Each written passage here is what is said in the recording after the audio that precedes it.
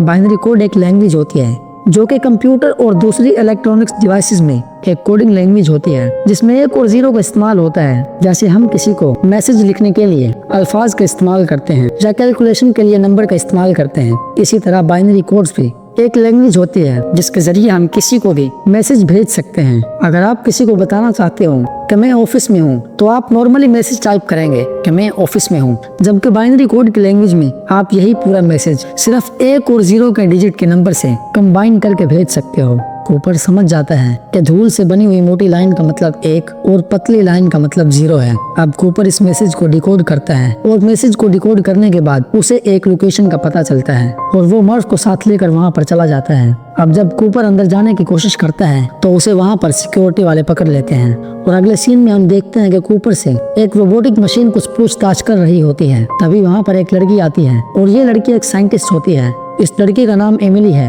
और वो कूपर को अपने साथ एक रूम में ले जाती है। वहाँ पर कुछ और लोग भी बैठे होते हैं और कूपर के साथ कूपर की बेटी मर्फ भी वहीं पर होती है। एमिली के डेड प्रोफेसर ब्रेंड भी वहीं पर होते हैं। अब क्योंकि कूपर नासा में पहले भी काम कर चुका होता है तो वो प्रोफेसर ब्रेंड को पहले से जानता होता है और अब वो सभी लोग ये जानना चाहते हैं कि कूपर को इस जगह के बारे में पता कैसे चला, क्योंकि ये जगह बहुत ही खुफिया होती है और इस जगह के बारे में किसी को कुछ भी इंफॉर्मेशन नहीं होती। कूपर बोलते हैं कि जिस तरह से मुझे इस जगह के बारे में पता चला है ये कोई इत्तेफाक नहीं हो सकता और मुझे ये कुछ साइंटिफिक भी नहीं लगता। तभी मर्फ बोलती है कि हमें ग्रेविटी की वजह से यहाँ के बारे में पता चला है। तभी वहाँ पर बैठा एक आदमी पूछता है कि हमें साफ साफ बताओ कि तुम यहाँ तक कैसे पहुँचे। कूपर को अभी तक कुछ समझ नहीं आ रहा होता कि यहाँ पर हो क्या रहा है। उसके दिल में डर भी होता है और वो बोलता है कि पहले आप वादा करो कि आप मुझे और मेरी बेटी को यहाँ से सही सलामत जाने दोगे। जिस पर प्रोफेसर ब्रेंड उसे बोलता है कि क्या तुम्हें हमारे काम के बारे में नहीं पता। हालांकि कूपर और प्रोफेसर ब्रेंड नासा में एक साथ काम कर चुके होते हैं,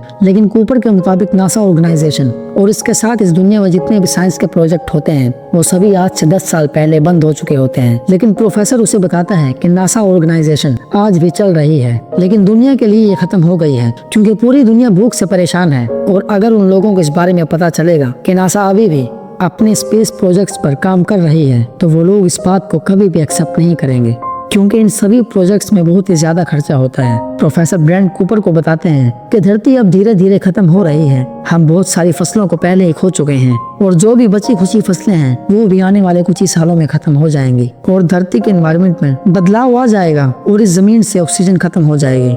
जिस पर कूपर बोलता है कि इस धरती को बचाने के कोई तो रास्ता होगा, लेकिन प्रोफेसर ब्रेंड बोलता है कि कूपर हमें इस धरती को बचाना नहीं बल्कि अब हमें इस धरती को छोड़कर जाना है।